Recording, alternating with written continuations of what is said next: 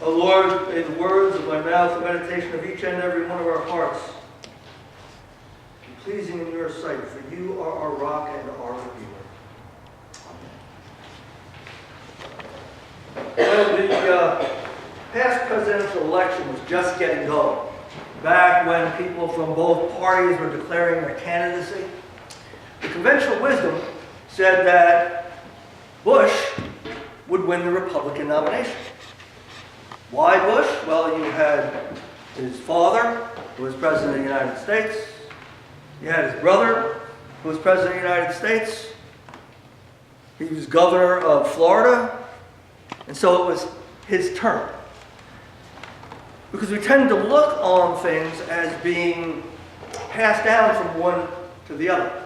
Matter of fact, in the law, in the beginning of the Bible, it says that one of the weird things to us is that if a man marries a woman and dies and there are no children, his brother is supposed to go to his widow, lie with her and marry her, lie with her and have a child that was then considered to be his brother's, so that his brother's property could pass to that child and his name would not be blotted out of Israel. So there's this thing about family connections and position and relationship as being a central thing in the Bible, but also in our society, as was evidenced by that election. By Jeb Bush, before his campaign imploded, being the presumptive Republican nominee, because the family is the central family in Republican politics. Back in the 60s, you had the Kennedys. If Bobby hadn't died, it's likely he would have been elected president to succeed his brother. And then Teddy, his name kept being brought up over and over and over again about the possibility of him being elected president, because they're in this family and they've got these relations. Now, in Leviticus, where it sets up, God gives the law to Moses and sets up how things are to work. One of the things he set up was that the tribe of Levi was to be set apart from the other tribes. And the tribe of Levi was to be the clergy, essentially. So they would be the one who would offer sacrifices to God, make atonement for the sins of the people, lead the people in worship of God. This was their thing. And it was because of their bloodline. And so over time, what happened was that there was this separate class of clergy made up of priests and scribes initially. Later on, the Pharisees joined their ranks, basically in New Testament times, because they interpreted the law to let people know what does it mean, thou shalt do no work on the Sabbath. You know, what's work and all this. The Pharisees came out of that tradition. And so you've got the chief priests, the scribes, and the Pharisees, who are this separate class that are different from everybody else. When they went to a banquet, they were given the seats of honor because they were important. They wore fancy clothes. Their tassels were very long. If you ever are in an Orthodox Jewish area, you'll see men walking around with strings hanging out from underneath their outer garment. That's just the tassels on their prayer shawls. So the Pharisees would wear Pharisees, chief priests, and scribes would wear long ones. It showed they were so pious. And they had a lot of power. They had enough power that they could convince the Roman governor of their area to take care of things based on how they wanted them done. Under the Roman Empire, which was not open to doing those kind of things. They had a lot of pull, a lot of power. So we know that when Mary got pregnant, she kind of freaked out, very, very understandably. And she went to her kinswoman's house, Elizabeth. Probably an aunt, is what most people think. And she goes there and she greets her, and Elizabeth says to her, you know, why did the mother of my Lord come to visit me? When your words fell on my ears, the baby in my womb jumped for joy. You know who that baby was? The baby was John. Yeah, John the Baptist. And you gotta figure, if Mary and Elizabeth were so close, that more than likely John and Jesus played together when they were growing up. They would have been right around the same age, a couple of months apart, right? She was 6 months more pregnant than Mary. And so they played together growing up, and John got older and he went out into the desert. And he stayed there for, the Bible says 40 days, could be 40 actual, could be a long time. They used it interchangeably. And he went there to prepare for his mission. Moses went out into the wilderness, Jesus went to the wilderness, all of the prophets went out into the wilderness, Isaiah, all these others. It was understood that this was a place you went to prepare for a mission where you stayed alone with God. Well, this reading this morning is when John shows up out of the wilderness. Now, you can't go into the wilderness and go to Men's Warehouse to get a suit, because there's not too many Men's Warehouses out in the suit. You can't even go in there and get the cheap stuff from Walmart, because they're not out there either. So John used what was available to him, and he wore a coat of camel's hair.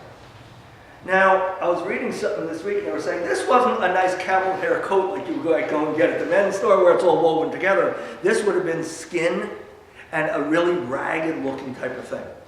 And depending on version of the Bible you read, it'll say that he had a strip of leather, just kind of like a torn off piece of leather that he tied around his waist to use as a belt. And he ate locusts and he ate wild honey. That's what was available to him. And he comes out of the wilderness, and he is in this is a weird guy, okay? There's really no other way to describe John. He comes out eating weird things, dressing weird, and screaming at the top of his lungs. The words used to describe the way he talked are like almost an insane type of scream. So when the chief priest and others come up, he goes, "You brood of vipers, who told you to flee from the wrath to come?" That's what John would have been doing. That's how the guy would have been reacting. Kind of, like I said, kind of weird. Kind of weird. Now this is a short version of his teaching. There's longer ones in the Bible. But even in this one, it hits one of the key points of his whole thing. And that was how he addressed this privileged class of clergy from the tribe of Levi. Now we know, because of their interaction with Jesus, that they were really full, most of them. There were a couple of exceptions, but most of them were really full of themselves.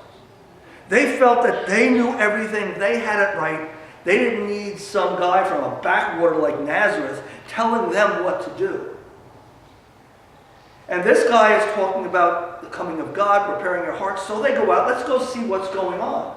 Now they would go to see what was going on with any kind of social thing, because they would declare to the people there, this is acceptable, this is not acceptable, all of you go home. People would go home. They'd listen to him. But John comes out, and John's addressed to them as, "Oh, why, thank you for coming. I am so honored that such important people as yourselves blessed me by coming to my teaching here. Thank you so much." No. He yelled at him. He yelled at him. Said, "You brood of," as I said to Lisa, "you brood of vipers. Who warned you to flee from the wrath to come? Change your hearts." And then he says, "Do not say that you are children of Abraham. God can raise from these rocks children for Abraham. One who is coming after me will baptize with fire," referring to Jesus, of course. Basically put these guys down in front of everybody. Didn't make them favor to them.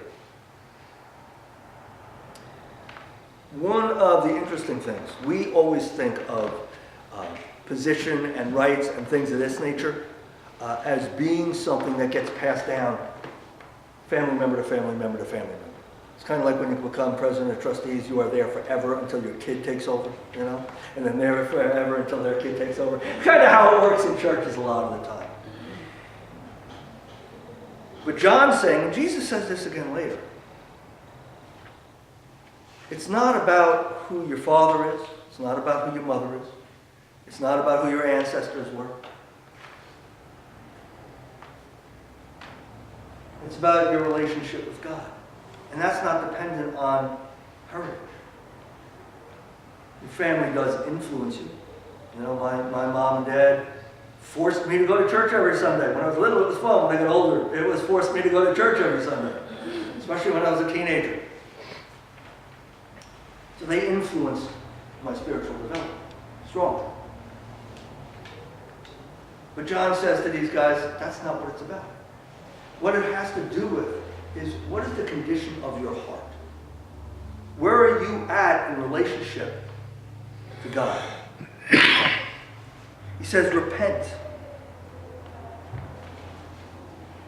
Repent of the things that you are doing wrong. When I've had conversations with people who are outside the faith, one of the things that gets brought up somewhat regularly is what they've seen in gangster movies. Sopranos is an example of this, where the mob guys would go out and whack 3 or 4 people and then go over to the Catholic Church and confess their sins. Yo, Father, I whacked 20 people today. And the father would say 5 Hail Marys and 3 Our Fathers and do an act of charity. And they figure they're wiped clean. And they can start over again with a clean slate. And people outside the faith say, how the heck does that work? The problem with that is that they didn't repent. And repentance is more than just saying, I'm sorry. Even if you mean it. Obviously, those guys didn't mean it. But it's more than just saying, I'm sorry. What it means is to change your way of life so you don't do the same things again. You probably heard me use this illustration before, but if I'm going down to Washington, D.C. to go to Wesley Seminary, and I'm driving on 95 and I see a sign that says, entering Connecticut. And I stop the car and I pull over to the side of the road. Oh, I'm so sorry that I did this. I went the wrong way. I'll never get there now, etc., etc., etc. And I don't turn the car around and go the other way. What did it accomplish? Nothing. What John was talking about is that repentance thing, about changing the way you live your life. And later on, there are soldiers. There are Roman soldiers there. The ones who stole from people and abused people and all these kind of things. And he was speaking to the crowd in general and said, you need to change and move towards God. And these soldiers said, what should we do? And John says to them, be content with your wages. Don't take stuff that doesn't belong to you. He said to someone else, what must we do? He said, those of you who have 2 coats, give one to someone who doesn't have one. And those of you who have food, do likewise. Although John came in a very, very weird look and manner and everything else, what he was saying was exactly the same thing Jesus is saying and what was said in the Old Testament. To orient your life towards the things that are important to God. Not other stuff. And it's really easy to orient your life towards other stuff. Seen an awful lot of examples about that in politics for the last 6 months or so. We've seen an awful lot about that in people grabbing for power. We see an awful lot about that, people cheating each other and stealing and doing all these kind of things. People get devoted to that. It becomes a source of pride for them. Hey, you hear about that deal I made the other day? I cheated that guy really good. Hey, pretty sharp. Easy to get caught up in that because your life becomes about it. But John's message is don't do that. You're going to be in trouble. I mean, he's using imagery about being burned in fire and all these other kind of things here. Jesus coming and doing all this kind of stuff. Kind of makes you a little nervous about Jesus coming.